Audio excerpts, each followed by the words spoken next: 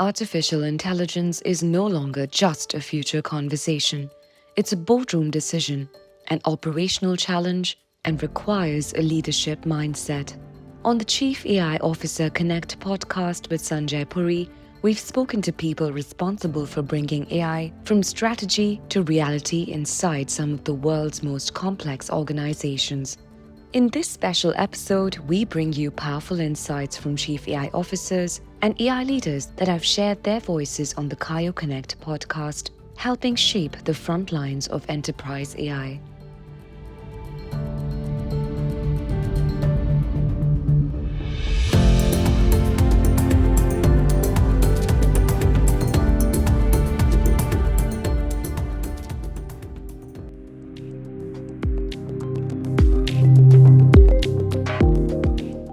While AI is everywhere today, for many organizations, it still feels like a black box, misunderstood, overhyped, and sometimes feared. Technology such as AI sometimes can be a bit of a mystery, right? So people, it can become a boogeyman. We're now in a phase where everybody wants to do something with AI applications. So we have AI projects in many different parts of our organization, and they're all different and they all require a different approach. The challenge isn't that there are too many AI ideas. It's probably that most organizations don't always know how to approach them systematically.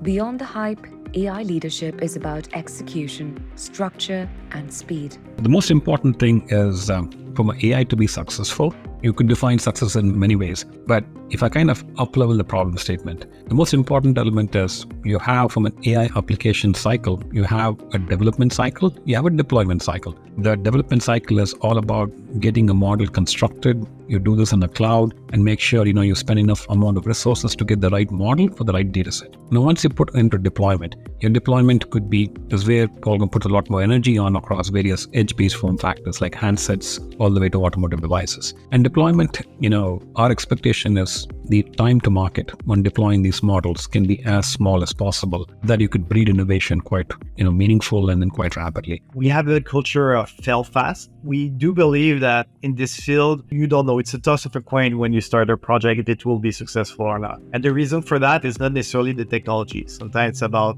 change management, people willingness to embark on this, change of priorities, privacy concerns or security concerns, the data readiness. So when you start a project, you're not sure it will be successful or not. What we're trying to avoid is having somebody fail in a project after 6 months or a year. We prefer them to fail, but fail fast. We are putting AI in a path of failure in a lot of our projects because AI, by the end of the day, is not a standalone technology. It's there to augment other services. AI doesn't fail because of algorithms. It fails because of slow execution and disconnected thinking.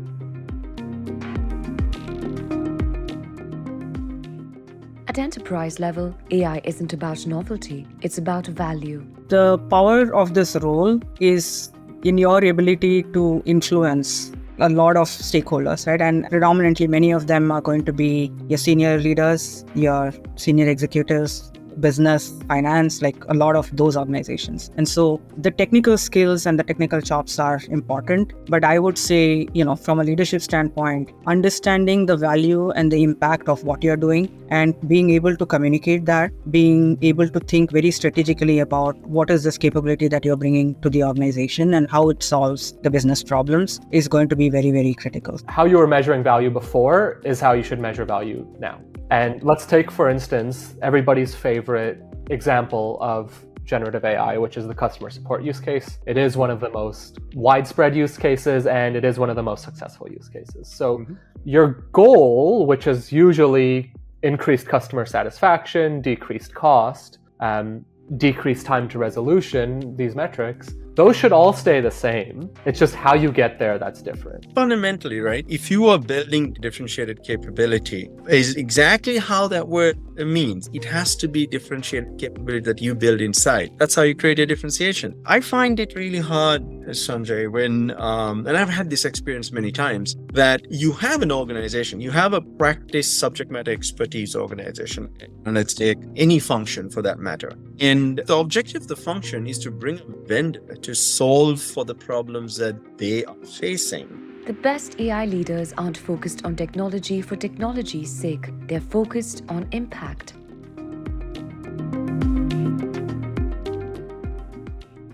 Behind every AI system is data, but whose data and whose reality? Other areas where, our ethnic backgrounds, how we approach world are different, and languages. So what about data from these countries?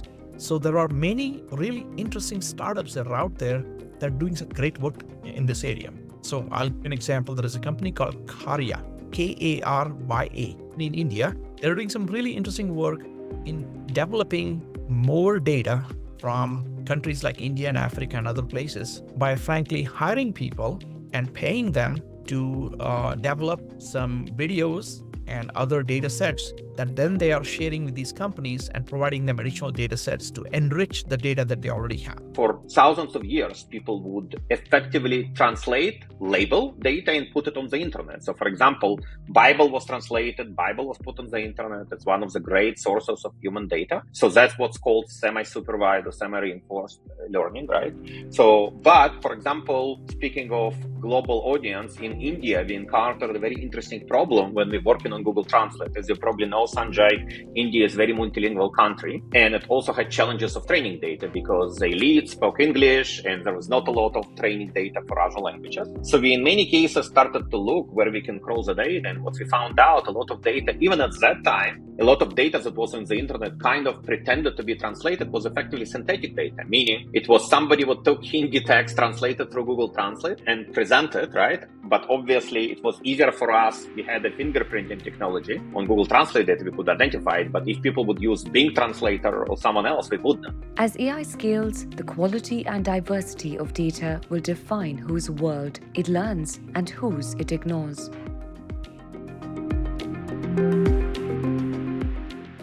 Scaling AI isn't just a technology problem. It starts with the organization. Within Lexmark, one of the things we pride ourselves, hey, we are very good on verticals, right? We have a lot of vertical knowledge. We understand your business in healthcare, in manufacturing, in retail. And so we have these teams of vertical experts who work with customers, who work with sales teams and deployment teams, but we have very few of them. So one of the things we have done, which is a very fascinating use case, is we have replicated by examining all the work output that vertical expert has produced and feeding that as the data. We have we're replicating these vertical experts. Nobody was telling me, okay, go out and hire a bunch of people. It was more, hey, what can we do with the team that we've got? I start with users. If there are no users, you're not building the product for anyone. No one's going to use your product. Then I come to the data science team. We need them to build and train models that satisfy the customer's need. Then is our engineering team. Even if we have users, we have AI models, but if we don't have engineers who can actually deploy these models wherever we want, is it if it's real-time inference, if it's edge deployment, there's no use of those models. And then finally, our product people. Product management is the glue that brings all of this together and makes sure that the models that we're building, the way we're deploying, are all satisfying our users' needs. AI leadership isn't just about building bigger teams. It's about building smarter systems.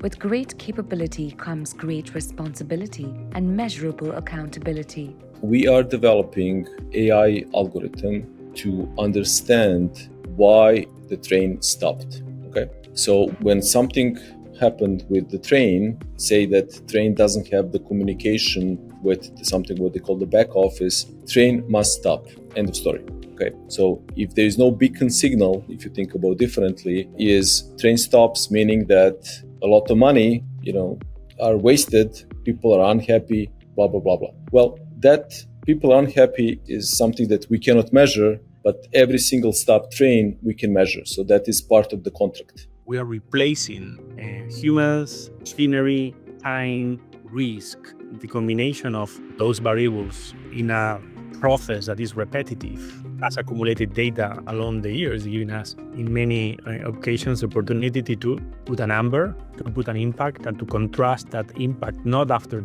the scale up of the implementation during the first implementation, no? And to maintain that philosophy always in a humble way, no? Real leadership is driven by evidence.